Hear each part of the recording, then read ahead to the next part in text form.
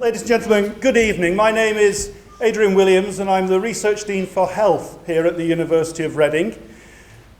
Because I'm interested in your health and well-being, I should start by pointing out the fire exits. So we have fire exits at the back or through the side here. We're not expecting a fire alarm, so if the sirens do go off, it's not because of global warming, it really will be a fire alarm and we should vacate the lecture theatre and the building. Could I also ask you please just to make sure that your mobile phones are either on silent or are switched off. It's my great pleasure to welcome you tonight to today's lecture, and I hope you've had the opportunity to have a look around the breadth of our health research at the University of Reading through the exhibition that's outside with the rolling PowerPoints. A lot of that work that you see is done in collaboration with our colleagues down at the Royal Berkshire Hospital, Berkshire Healthcare Foundations Trust. We work with a lot of charities, we work with research councils, and with government. So the activity you see goes far beyond the University of Reading. In 2015, we mapped out the health-related research that we carry out here at the university. And just about every school at the University of Reading undertakes some sort of health, well-being related research, as you can see on the slide here and on the postcards that were handed out. Clearly, we have very strong research in areas such as biomedical sciences and pharmacy and psychology, from fundamental basis of mechanisms underpinning disease right the way through to clinical practice. It's been a real pleasure for me over the last 3 months or so to go around and visit other departments and schools around the university, and a phenomenal breadth of activity in health-related research, including schools as disparate as philosophy, archaeology, food and nutritional sciences, education, languages, Henley Business School, where we're sitting today, chemistry, typography, and classics. I know I'm now in trouble because I've probably forgotten some that I haven't mentioned, so there's more that are on the slides here. For Reading, our health strategy focuses very strongly on interdisciplinarity and collegiality. We work on health challenges such as obesity and diabetes, cardiovascular disease, mental health and well-being, cognitive decline and healthy aging. A key component of our health strategy research is the establishment of the Thames Valley Clinical Trials Unit in partnership with the Royal Berkshire Hospital and Berkshire Healthcare Foundations Trust. This will provide better access to clinical trials for patients across the Berkshire region, and it's well established that if you're involved with a clinical trial, your health outcomes are improved. You have access to new treatments and to new medicines. At present, patients often travel to Oxford or London to access clinical trials, and within our region last year, about 42,000 patients enrolled on clinical trials out of a population of about 2 million. So somewhere in the order of 2% engaged in trials, and we want to see that rise. 42,000, 2% sounds impressive until you realise in the census that's just gone, about 2.9% of the population identified themselves as Jedi. Says something about society when we have more Jedis than clinical trial participants. Our interdisciplinary research is ambitious, and we're addressing some of the major global health challenges that I'm sure you're all familiar with. So it's thus very timely that we have tonight's lecture from Lord Crisp, and which coincides with the UN Climate Conference in Paris. Through our research themes of food, environment, and health, as well as those in prosperity and resilience and heritage and creativity, we have world-leading expertise to understand and mitigate some of the detrimental effects on health of climate and environment change, consequential population migrations, urbanisation, the impacts on access to clean water or sanitation and healthcare systems, food security and societal resilience. All major issues that we are seeking to tackle. And indeed, some of you will have seen or participated in the workshop this afternoon led by Ross Cornforth, the director of the Walker Institute, about nearly 30 academics from the university coming together to seek solutions to these major global issues. I'd like to invite the Vice-Chancellor, Sir David Bell, to introduce Lord Crisp, who will expand on global health and in particular how the UK can contribute to that. Vice-Chancellor.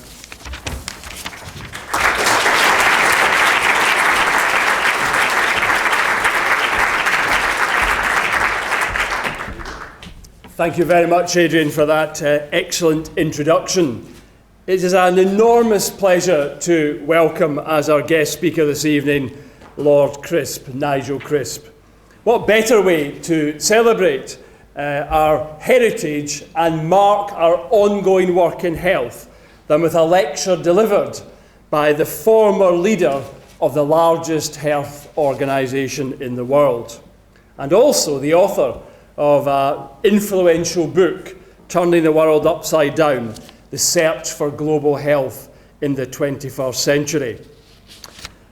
Nigel Crisp is a Cambridge philosophy graduate who worked in community development and industry before joining the NHS in 1986. He has worked in mental health as well as acute services and was from 1993 to 1997 the chief executive of the Oxford Radcliffe Hospital NHS Trust, one of the UK's leading academic medical centres. He is, of course, well known for his simultaneous roles as Permanent Secretary at the Department of Health and as Chief Executive of the NHS in England from 2000 to 2006. It was at that point I got to know Nigel properly for the first time. Indeed, he provided some mentoring support to me as a new Permanent Secretary in Whitehall. I have always been enormously grateful to Nigel for the kindness and consideration he showed to me at that time. So it was with great pleasure when Nigel agreed to join the Council of the University of Reading, and of course is now properly one of us.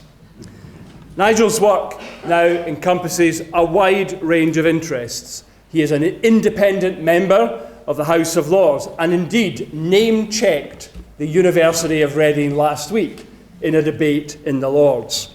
He chairs the all-party group on global health and works and writes extensively on global health issues.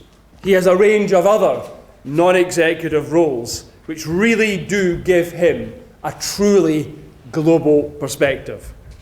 So, ladies and gentlemen, it's a great pleasure to invite Lord Crisp to speak to us, after which we will have an opportunity for question and answer. So, ladies and gentlemen, please welcome to the stage Lord Crisp.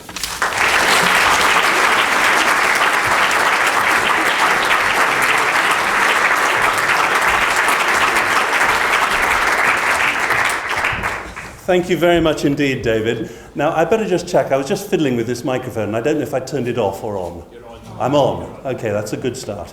Thank you for inviting me to come and give this lecture, and thank you for those very generous words, David. It's always nice when... We used to have a thing in, or I think they probably still do in Whitehall, where every Wednesday morning at 11 o'clock, all the permanent secretaries gather around a table in Whitehall and discuss the issues of the week. Allegedly, we meet on the Wednesday and talk about what the Cabinet is going to discuss on the Thursday. But actually, we're more likely to be talking about what the Cabinet members are or how they're behaving or whatever. So it was really good to have that sort of solidarity of colleagues like David. And it's a great honour to be on your council. I've only relatively recently joined, and so I've only relatively recently got to know the university a bit.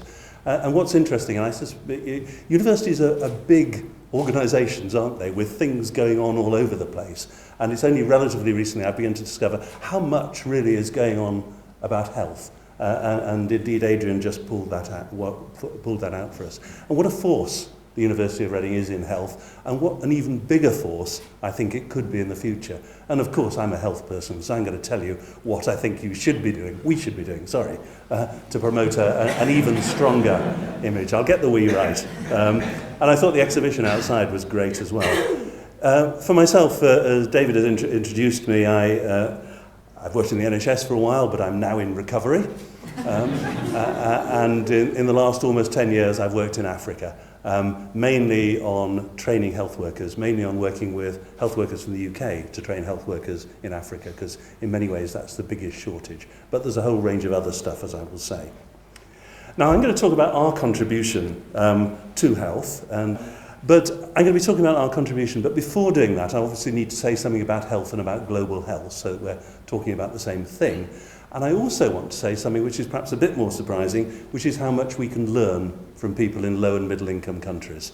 It was one of these first things I discovered when I started working around in Africa in 2006, 2007, is that smart people, just as smart as us, and without our resources, were innovating and inventing and thinking about doing things in different ways. Whereas we have this great baggage of history and baggage of rules and so on. And so actually, often people were doing interesting stuff that we could frankly learn from.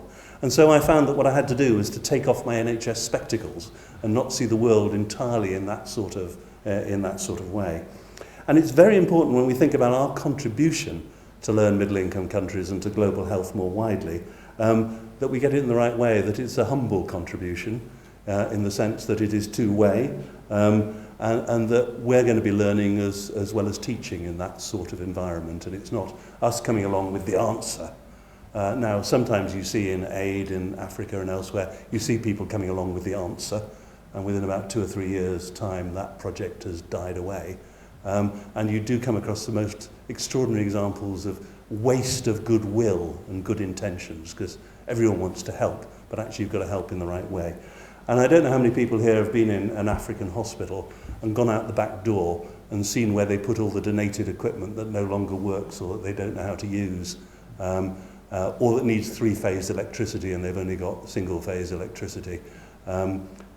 Sad, because you think of all the sort of coffee mornings or whatever that people had been doing back here to donate equipment, and then it gets out there and actually very often it's not what's needed. So we've got to get it right in terms of what our contribution is, in terms of what's absolutely needed, and also what people tell us they want.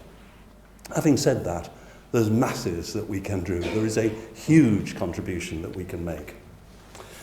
Now, in terms of my talk, and I hope the other slides are better than this one, I know there's some real health experts in here and some perhaps a bit less, so I'm going to try and pitch it somewhere in the middle. So I hope I don't talk down to people who know this stuff much better than I do. But I'm going to start with health, and I'm going to start with health in the UK. And just a few observations to just sort of contextualise health, because in the sort of tabloid mentality, we think of health and we think, yeah, NHS. But actually, health, and particularly health today, is a much, much wider concept. At the moment, there is this great epidemic of what in the health jargon gets called non-communicable diseases. Tend to have a habit in health to call things like non-medical staff and things like that. What we're talking about there is the long-term conditions, the diabetes, the renal problems, the asthmas, all of those things where we've seen a great rise in long-term conditions. And I've thrown in a few other things that are just worth noting alongside that, about some of the serious causes of ill health in our country. Children's development, something like barely 50% of children at the age of 5 when they're starting school have had a good pass of all their developmental tests. They're not going to school ready to learn. This affects their developmental stages, affects their later health and indeed their later environment. And again, people will well understand and be familiar with the Barker hypothesis about the fact that it's the first 5 years in a child's life that really make an impact on your entire future health. Yet we're not getting that right for so many of our children. Another terribly sad issue is loneliness in old age. More and more people are reporting themselves as lonely. The evidence shows that being lonely in old age has the health impact of smoking 15 cigarettes a day. It's the same level as health risk. And indeed, lonely people will tend not to get better quicker, and indeed will die quicker. Loneliness is a really serious health issue. And you can imagine the NHS can't do much about that. This is about going much wider than the NHS. And then there's something that's called the social gradient, or a man called Sir Michael Marmot from UCL, who many people will know of, I suspect, has talked about he and his colleagues have talked about the social gradient, which basically says that the better off people are in whatever population, the better off they will be in health terms as well. And we actually see that in, for example, people with mental health problems. Men with severe mental health problems will have a life expectancy 20 years shorter than men without, and women with mental health problems have a life expectancy 15 years less than people without mental health problems. And we also see it in black and minority ethnic groups in the community who on average have lower life satisfaction and health indices than people in the majority population. And you see this throughout society. The great quotation that people use is that Nobel Prize winners live longer than people who are only runners-up. You know? And it works in every population. You know, status goes with longer life and healthier life. The one exception, I'm told, is American presidents. American presidents don't live longer than runners-up because American presidents tend to get shot. But apart from that sort of occupational hazard, but it's a really serious point that inequality and deprivation and disadvantage relates to health. Now I show you that slide because actually what the Health Service in England is moving towards is a strategy that's much more about prevention, but needs to be much more about partnership with other people. Because the NHS can't touch a lot of these things. This is other people who are doing them. And the theory of this, as again I suspect many people know, is about the determinants of health. And if you look at this diagram, which is now some years old, 1991, you can see that your health is determined by your age, sex and hereditary factors, individual lifestyle factors, so here's the smoking and the drinking, social and community networks, here's the loneliness. Best indicators of health in old age is having a social life and having meaning in life. Those are the best indicators. And then over here are the other wider determinants, education, living and working conditions and so on. And that needs to be overlaid. I suspect a more modern version of this will be overlaid with a bit more emphasis on the social factors and the social social context that I just talked about, social gradient. All of that shows that for us in our country, life has changed enormously, and what the NHS has to deal with is very, very different. And let me just show you one more slide about us. Actually, it's about the US because their data's better. But this is causes of death in 1990 versus 2010. And what you see very clearly here is that people died of TB and pneumonia or influenza, gastrointestinal infections, and cancer up here, just a small amount.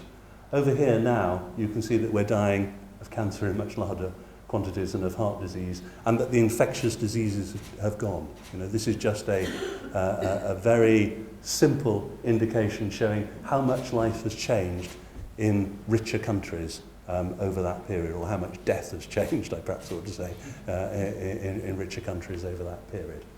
So I do that as a preface, because of course what's happening in low and middle income countries is they're moving in our direction. But of course they're not here yet.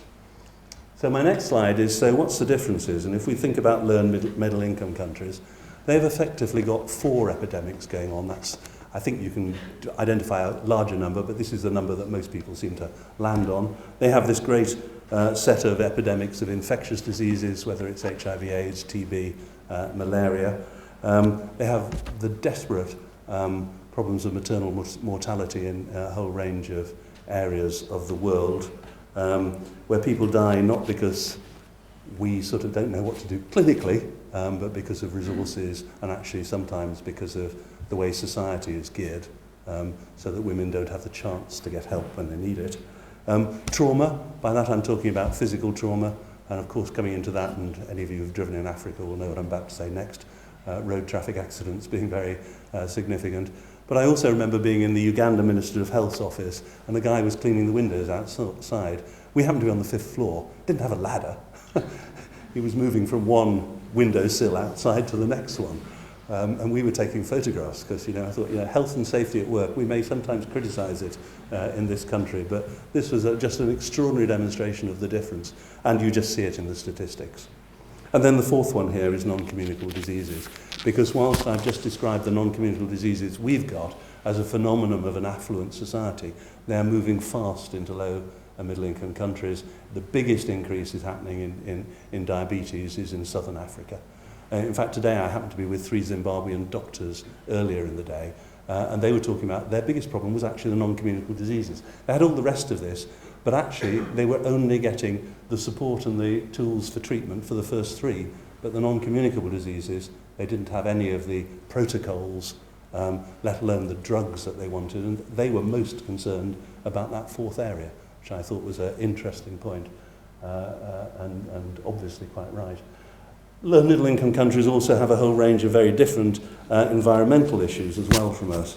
water, clean water, so important, nutrition, disability, conflict, climate change, I'll come back to some of those, poverty and powerlessness, powerlessness being a really important issue for poorer people, and neglected tropical diseases, in other words, some very specific diseases that are really diseases of neglected people, like guinea worm and river blindness and these sort of diseases. You see this graphically in the differences. This is, I don't know if people have seen this World Mapper series, where the countries are displayed in proportion of size to the size of the problem.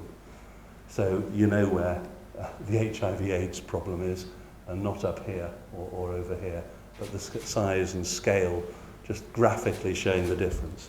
Another way of graphically showing the difference is this, from a 2006 World Health Assembly report, which has actually got down one side global burden of disease, percentage of the global burden of disease, and along the bottom the percentage of the global workforce. So here you can see Africa, roughly speaking, a quarter of the global burden of disease, and 3% of the global workforce. So if you'd work your sums out on that, I suspect it would mean that you'd be running the Royal Barks with all the disease burden of the Royal Barks, with, I don't know, 7 doctors, 40 nurses. I'm sure there are people here from the Royal Barks. I think you've got more than 7 doctors and 40 nurses. You know, that's the sort of scale of difference of what you're thinking about. So these are very profound differences between what people are dealing with and what we are dealing with. And of course they're reflected in mortality. You can't really see, you may be able to see some of this, but basically what it's telling us is that child mortality from 1960 to 2012 has been coming down globally. But of course, we are we're right at the bottom of this picture, and you can see there are still gaps between the different continents. This is the different regions of the world. So you can see there are real differences in what's happening. So many children are still dying from things that are eminently preventable around the world. And what's interesting, to go back to my point about the social gradient, this is the under 5 mortality rate by 1,000 live births by level of household wealth in Uganda, India, Turkmenistan, Peru and Morocco. And there's no prizes to guess that the level of child mortality in the poorest is dark on these, and the level of child mortality in the richest fifth and the richest quintile is less. So we have that sort of great difference between us and what's happening in low and middle income countries, and then we have these great differences within low and middle income countries. And in fact, one of the things that we will now know, or the future is about, is not about poor countries, it's about poor people in middle income countries. And if you take India, India has the largest percentage of very poor people in the world, sorry, the largest absolute number of very poor people in the world, yet it's also a booming economy in some other ways. So we've got to think about the world rather differently. But having said about all that about differences, then there are some real shared issues as well. This is another one. This is another one of this series, which is actually about non-communicable diseases. And you can see here that you can see China and India are absolutely huge in terms of non-communicable diseases, and for a whole series of reasons that we could talk about. You can see the UK here, this pink blob, which is probably right for our waistlines. Because this is what a lot of this is related to. And you can see that Africa isn't quite as thin as we were on the HIV/AIDS one, and Africa is growing quite fast. So this non-communicable disease issue is a global epidemic, even if you can have an epidemic of something that is non-communicable. But there are some other shared issues that are really important for us to think about. The first one is, if you like, the globalization of health and our interdependence. The obvious example of this is diseases. In the 14th century, the Black Death took three winters to get across Europe, having travelled from the east on the caravans from the east. At the beginning of this century, SARS took 3 days to get around the world. We're in a very, very different situation. Microbes are as mobile as we are, and we are. The interesting point about that, I guess, is we are as vulnerable as the most vulnerable place in the world. We have a direct interest in supporting health surveillance in the poorest countries in the world. This isn't just about being nice to people, which is a good thing to do, This is also about just straight self-interest. We need to be interested in what's happening in terms of health. We've seen, as I've just described, the way the global burden of disease is shifting. And associated with that, of course, we are also seeing something that's not on this slide, but I could link it, which is antimicrobial resistance. This is antibiotic resistance, which is now, as antibiotics spread around the world, now the resistance to them is spreading around the world. And some of the great gains that we've had in infectious diseases, as I showed in an earlier slide, may well now start disappearing if we find that we can't actually control the resulting infections. Enormous issues around demography and particularly migration. I don't even need to say much more about that at the moment. I mean, there are some very big health issues associated with the migrations that we're seeing into Europe at the moment, and we can only assume that a lot of that pressure is going to be continuing and so on. We're also seeing in a world where power is changing. Power is shifting towards the east, where there's a lot of rather different sorts of conflict going on, a lot of competition. And interestingly, a world for us where we as the Brits expect to be at the top table. We expect to be on the Security Council. We expect to be sitting around all the tables which make decisions around the world. Well, other people are starting to expect to sit at those tables too. And it's interesting to see China having set up an alternative to the World Bank in the Asia Investment Bank and seeking to change things. So we, sitting in our NHS-dominated world, as it were, which is where I guess most of us start to think about health, actually an awful lot of the ideas are going to come from elsewhere. And some of the shaping of the world's health programs and so on are going to start coming from elsewhere. So a time, actually, of astonishing opportunity and innovation, as well as astonishing risk. But I hope you can see why, from this sort of introduction to what's going on around health, why what you're doing at the University of Reading is so vital. So important. You know, health isn't just about what the doctor did next. It's very much about all of us, and about, I'm going to use some of your examples later on about where you are actually making, I think, really significant difference. Let me just finally finish off on this bit, just by describing what I've described in terms of a risk transition. This is a slide which comes from the Global Burden of Diseases report, which was an extraordinary research effort by, I can't remember the exact number, huge numbers of researchers around the world. It finished culminating in 1910, or this is 2010, which is an assessment of the global burden of disease, the burden of disease around the world as a whole. And what it's showing is that we are seeing a shift from what you'd call the traditional risks, and this is where you'll typically be in a low and middle income country, of undernutrition, indoor air pollution. This is cooking over smoky fires, particularly affecting women, water, sanitation and hygiene, all that sort of group of things that we'll be very familiar with, to the modern risks, which are tobacco, and China is going to have an absolute disaster in terms of tobacco, physical inactivity and overweight, and I tuck in my stomach as I say this, urban air quality, road traffic safety, occupational risks. So you've got that crossover switch. So when we're talking about making contributions to what's happening in low and middle income countries, we're in the large blue bit, but actually a lot of those countries are in both bits. And we've got to be thinking about the contribution that's made across the whole lot of that. Let me then just quickly jump on to what we can learn from other people. And this isn't an advert for a book, well, perhaps it is. But I and a good friend of mine, a Ugandan friend of mine called Francis Omazwa, over no doubt a few Nile beers in Kampala one day, were talking about the fact that almost everything about health in Africa is written by Europeans or Americans. So we thought we'd get OUP, who did this, to let us edit a book written by Africans and written by African leaders, people we've never heard of, who've done extraordinary things. I just want to give you just 2 or 3 examples and then spell those out a little bit. First one is a woman called Miriam Were, who in 1975 was the top graduating medical student from Nairobi University. She then did her doctorate in public health on patient participation. So if you think that's a new idea, it was really patient and citizen participation. What she'd observed is that almost everybody in the that she was seeing in the hospital had were victims of what she described as the oral fecal link. I won't describe it anymore. I'm sure you can work out what I'm talking about.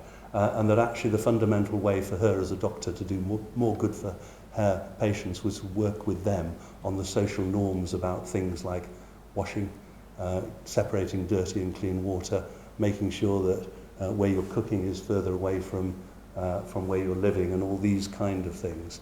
And she developed that. And she's really the mother, or one of the mothers perhaps, of community health workers in Africa.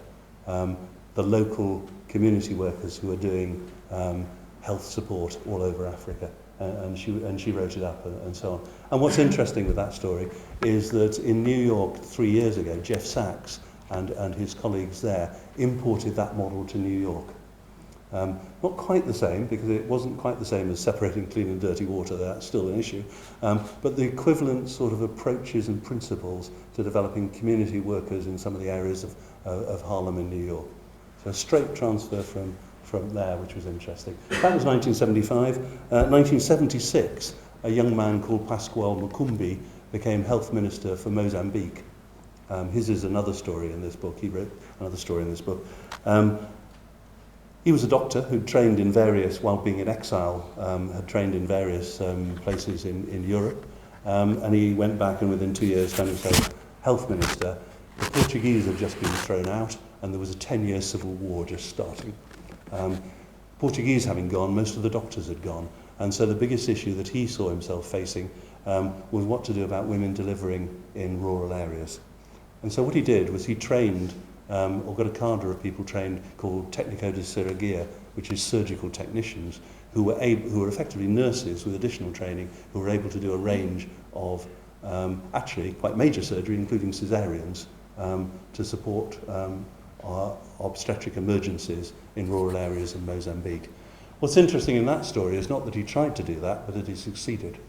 That's written up in the British Journal of Obs and Gynae over many years. It shows that the success rate is just as good as for doctors, i.e. the complication rate is just as bad. The costs, of course, are about a third, and of course these women stay in the rural areas, whereas doctors will tend to, it's a Lusophone country, they will tend to migrate to Brazil or indeed down to South Africa. Really, it's an extraordinary story, and the interesting thing is they're still using it today. That's now mainstream for the rural areas, although they now have more doctors. And then my third terribly simple example is Agnes Binagwaho, who's Minister of Health for Rwanda. You may be aware that 20 years ago Rwanda was just coming out of genocide. They have built probably the most effective universal health coverage system in Africa for their relatively small population in those 20 years. Fantastic stories. These are fantastic heroes. I can't imagine, and the 23 people who we got to write their stories, most of them been in exile from the colonial powers, fought civil wars or whatever. Those of us running hospitals or running health systems in the UK have rather quieter lives. Extraordinary group of people. So, lot for us to learn. Let me just pull out some of what those things are. This was a book that actually David very kindly mentioned, Turning the World Upside Down. I know there's a copy in your library, because I gave you one. But I also suspect it's available at all local outlets of Amazon or wherever. However, the book was about what can we learn, because I was shocked by what we could learn from low and middle income countries, and I just put 5 categories there very quickly about community and family and women and the role that they play. And when we think about the health issues we've got now, isn't it important that we think about the role that community, family and women can play? And the example of Miriam Werry in Kenya is an example of that. Health, education and work, and linking the three together. We know that what happens at work, what happens in health, what happens in education fit together, but actually we keep them in separate silos. Except here at the University of Reading, where you fit everyone together, I'm sure, David.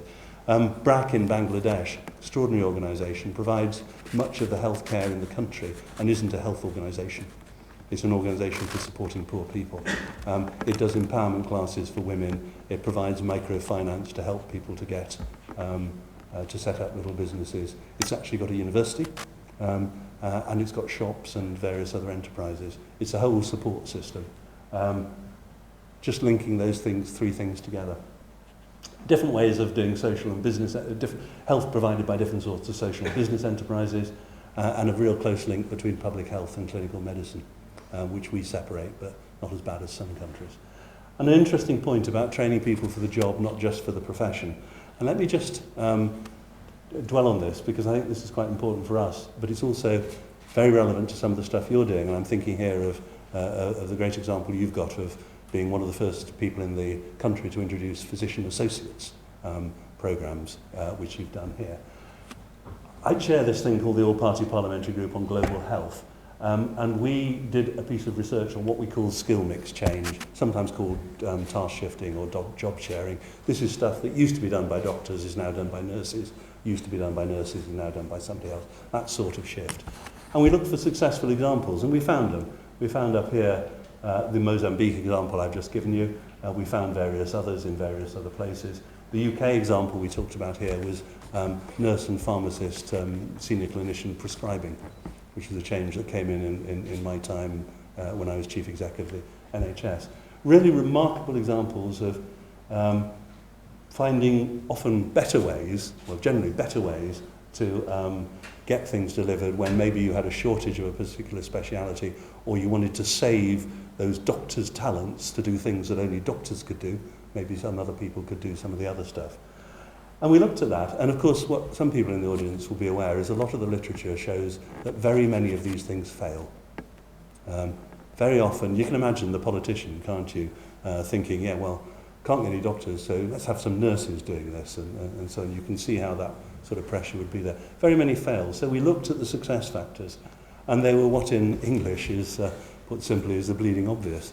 You know, so you start off, it's about actually get the leadership right and the planning, design the jobs properly, and recruit the right people. Not every nurse is going to be good to be able to prescribe. Get some formal training and progression, supervision and referral.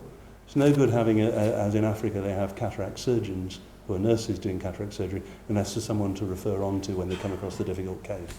And having recognition and teamwork. And all these cases, you've got those 5 factors coming together as an upward spiral. Now, of course, we also looked at the failure factors. And if you are from the British Medical Association and you don't approve of anyone doing anything other than what doctors are doing, then this is the slide for you. It's very simple. If you want to make sure it doesn't work, make sure there's no leadership and planning, that there's poor job design and recruitment, no formal training, you know, just shove them off. You know, we'll get somebody in to do this job. Inadequate supervision or referral.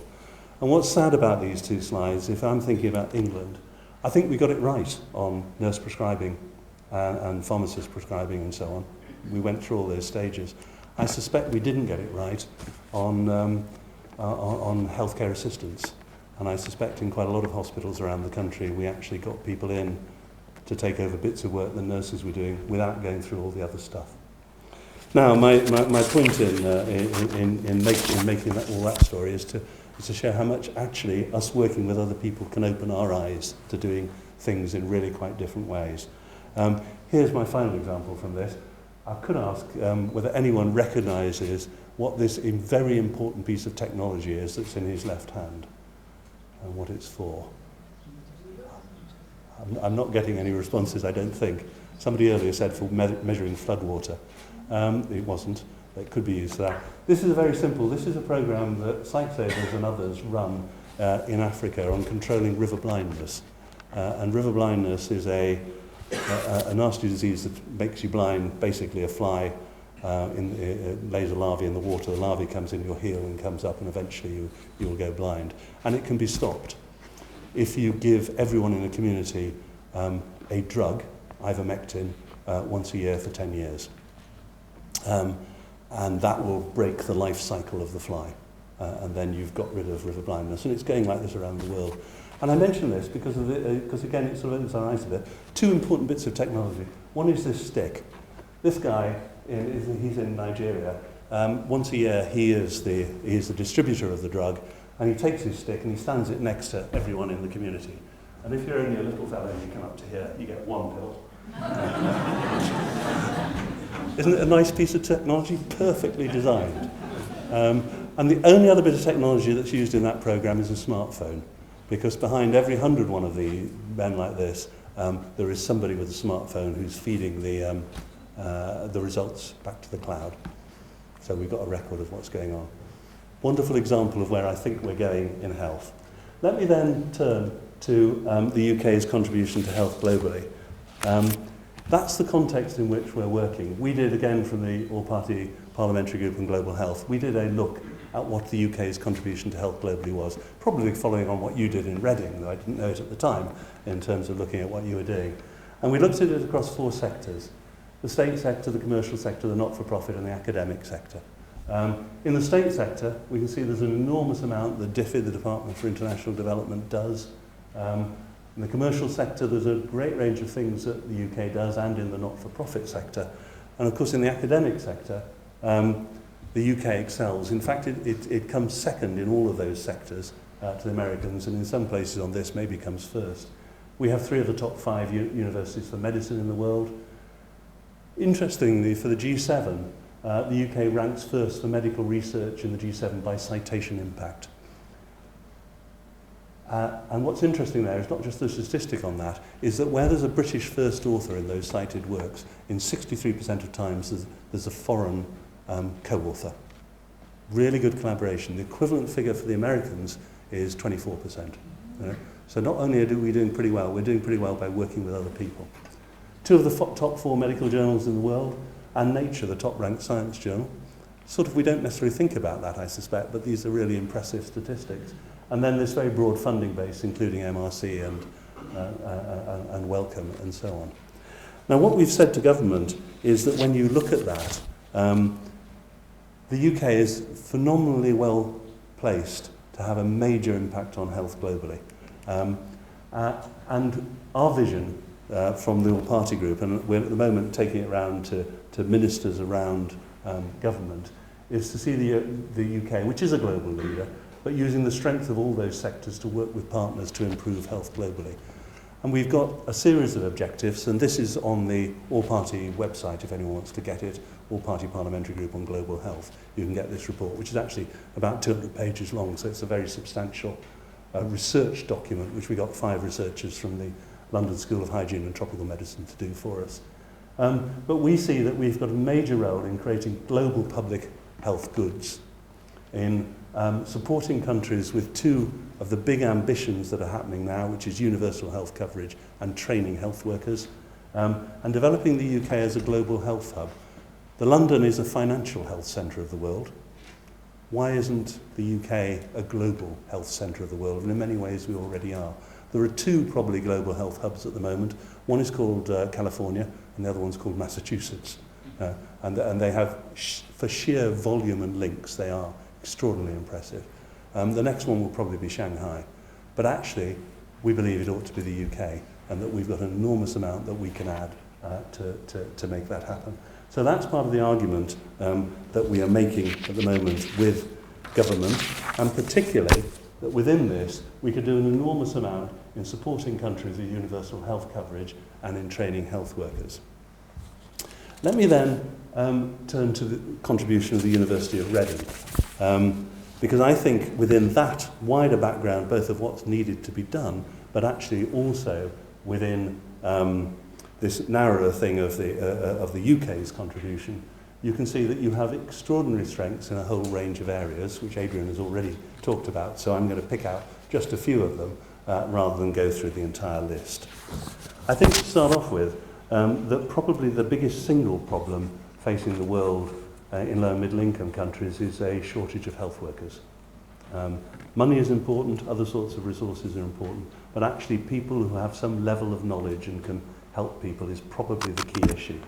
And I think within the area of global shortages of health workers, I think you've got an enormous role to play. I'm very interested to see you starting off down this route of training educating physician associates as a new cadre of staff. I suspect there are other groups like that, maybe in other countries, who would also be trained. You have a very strong pharmacy school and very strong psychology. And of course, in this department here, in the business school, you've got the capacity, it seems to me, to do an enormous level more about management and the development of health systems.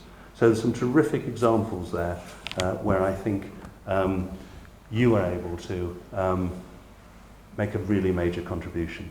I think obviously on one of your great traditional areas of food and agriculture, food security and tackling the dreadful problem of stunting. I think the figures show that in low and middle income countries in Africa, 40% of children are stunted.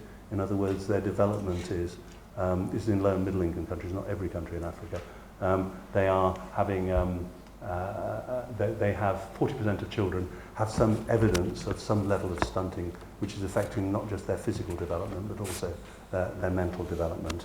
You're doing a whole range of work, again, some of which is out there, on understanding and working out how to tackle environmental enteric dysfunction. For some interesting studies you've been doing about homelessness and health and nutrition, and also some very long-term studies, I suspect, on nutrigenetics. And I understand this is all brought together within the Hugh Sinclair unit of human nutrition.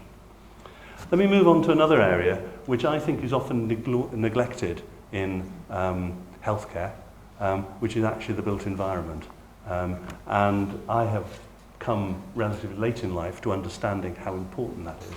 And I've seen some very interesting research you're doing here on activity mapping how people move around environments and designing healthcare activities, looking at the indoor air quality issues and environments and how they actually affect education and how they affect performance in workplaces, and looking at how you design buildings to live in, but also, I think, healthcare buildings to improve and promote health and well-being.